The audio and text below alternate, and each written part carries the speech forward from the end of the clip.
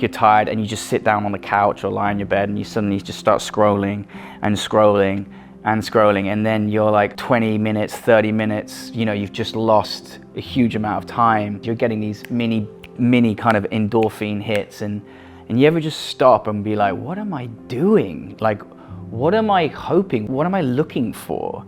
And there is this hunger within each of us. We are constantly searching and yet never satisfied. One of the beautiful things that I read in the book of Acts is when St. Paul, he goes to Athens, this kind of metropolitan place of all these idols and these different gods and these, and these practices and the kind of the wealth and the sex and the beauty and the slavery and all this stuff going around him. And he goes to the steps, and in Acts it says this beautiful phrase. It says, he went to the place where the nations gathered, where they shared and they talked about the latest ideas, and they did nothing.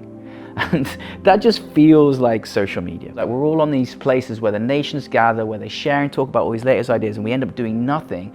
And it's there that God puts St. Paul, and he says, tell them about the gospel. And he speaks about God. He says to them, you've created this shrine over here to this unknown God. Let me tell you about this God. And these people gather and they listen to him, and he just speaks power and truth and love. And he doesn't just condemn them. He's not afraid to be bold and challenge them, but he just shows them a better way. That's sometimes the most beautiful aspects of the church, is when we don't come in judgment against the world, but we're just able to just nudge on the shoulder and say, hey, have you seen this?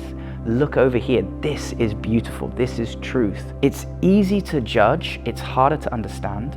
And we need to get to a place where we understand and we seek to serve and love, rather than immediately popping to judgment.